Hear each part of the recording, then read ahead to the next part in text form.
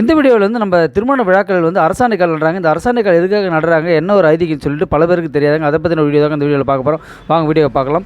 இந்த அரசாணைக்கால் எதுக்காக நடுறாங்க பார்த்தீங்கன்னா, அரச மரத்தின் அடியில் வந்து பிரம்மாவும் அதன் நடுக்கண்டத்தில் வந்து மகாவிஷ்ணு அதன் உச்சியில் வந்து பரமேஸ்வரனும் இருப்பதாக ஐதீகங்க. இந்த மூவரையும் வந்து திருமண விழாக்களுக்கு அழைப்பதற்காக தான் வந்து இந்த விசேஷமான ஒரு பூஜை செய்யப்படுறாங்க. இந்த பூஜை பார்த்தீங்கன்னா ஒரு 5 பெண்களோ இல்லை 7 பெண்களோ அவங்களுடைய கைகளால் வந்து திருக்கரத்தில் வந்து 3 பானங்களால் வந்து இதை வந்து கழுவுவாங்க. இந்த பானங்களை பார்த்தீங்கன்னா தயிர், பால் மற்றும் பசுமாட்டினுடைய கோமியங்க. இது மூணுத்தையும் வந்து கழுவிட்டு அது ஒரு பூஜையை செஞ்சு வர வைக்கிறாங்க. இந்த பூஜை எதுக்காக செய்கிறாங்க பார்த்தோன்னா, திருமண விழா வந்து தங்கு தடையின்றி நடக்கணும்னு சொல்லிட்டு இந்த மும்மூர்த்திகளை நின்று இந்த திருமணத்தை நடத்தி வைக்கணும்னு சொல்லிட்டு தாங்க இந்த வைபவம் செய்யப்படுது. நம் முன்னோர்கள் வந்து செய்யக்கூடிய ஒவ்வொரு விஷயங்களும் பார்த்தோம்னா நம்மளுக்கு வந்து மிக ஒரு பெருமைப்பாகவும் ஒரு ஆச்சரியத்தையும் பயன்படுத்தக்கூடிய விஷயமாக தாங்க இருக்குது. கண்டிப்பாக வந்து ஒவ்வொரு திருமண நிகழ்ச்சிகளில் வந்து இந்த ஒரு அரிய நிகழ்ச்சி நடக்குங்க. கண்டிப்பாக வந்து நம்மளுக்கு இவ்வளோ நாளாக தெரிஞ்சாதவங்க இந்த தகவல் நீங்கள் தெரிஞ்சுங்க. இந்த தகவலை தெரியாத நண்பர்களுக்கு ஷேர் பண்ணுங்கள்.